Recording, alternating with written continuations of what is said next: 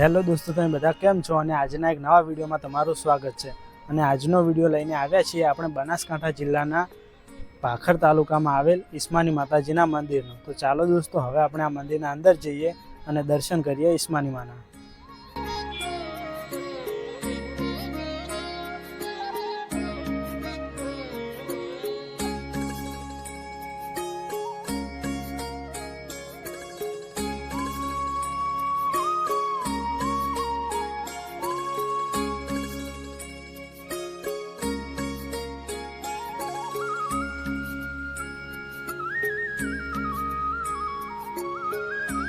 जय माताजी मित्रों, आज हूँ तमने एक एवी जग्याए लईने आव्यो छुं जे बनासकांठानी धरती पर आस्था अने चमत्कारीनुं प्रतीक मानवामां आवे छे। अने आपणे आव्या छीए दांतीवाड़ा तालुकाना पांथावाड़ा पासे आवेला पवित्र ईस्मानी धाममां। अने आजे आपणे जाणीशुं आ मंदिरनो इतिहास अने माताजीना परचा विषे। तो चालो दोस्तों, हवे आपणे आ मंदिરના अंदर जईए अने दर्शन करीए ईस्मानी माताजीना।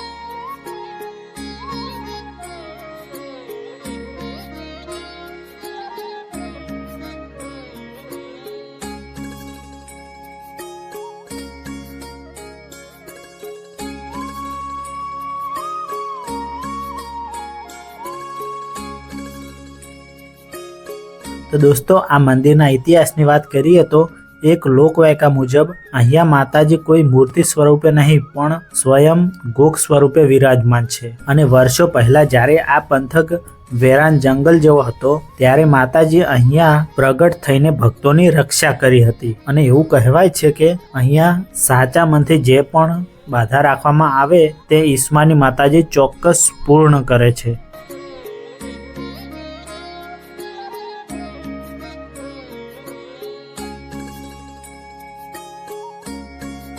अने दोस्तों, आ बाजू सामे शंकर भगवाननुं पण मंदिर आवेलुं छे।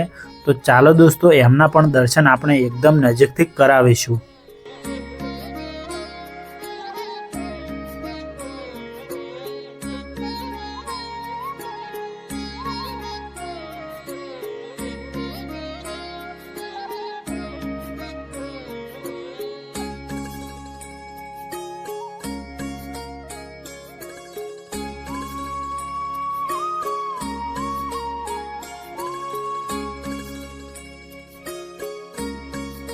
तो जुओ दोस्तों, आ प्रकारનું કંઈક અંદરથી મંદિર દેખાય છે જે તમે જોઈ શકો છો।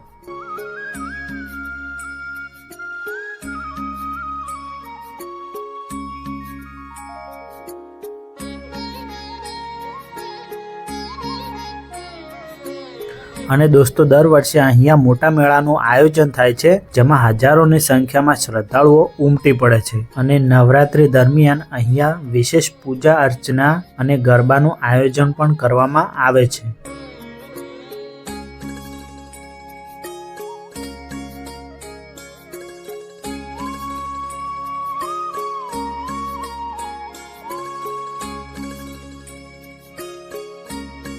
तो जुओ दोस्तों, आ बाजू हवन कुंड बनाववामां आवेलुं छे જેમાં લોકો પ્રસાદી નાખીને પ્રસાદ ચડાવે છે.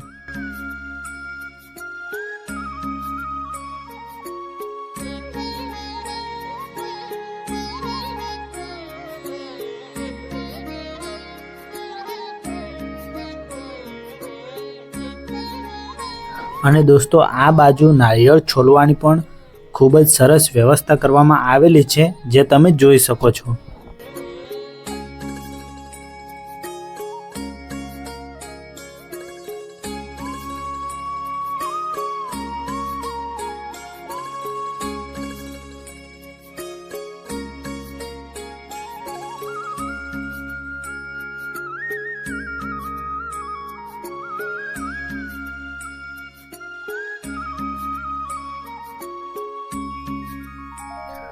અને મંદિરની આસપાસનું વાતાવરણ ખૂબ જ શાંત અને કુદરતી સુંદર ભરપૂર છે, જે પ્રવાસીઓને માનસિક શાંતિ આપે છે. અને જો દોસ્તો તમે અહીંયા જવાનું વિચારી રહ્યા હોવ તો પાંથાવાડાથી ટેક્સી કે ખાનગી વાહન દ્વારા સરળતાથી પહોંચી શકાય છે. અને પાલનપુરથી આ અંતર અંદાજે 40 થી 50 કિલોમીટર જેટલું થાય છે.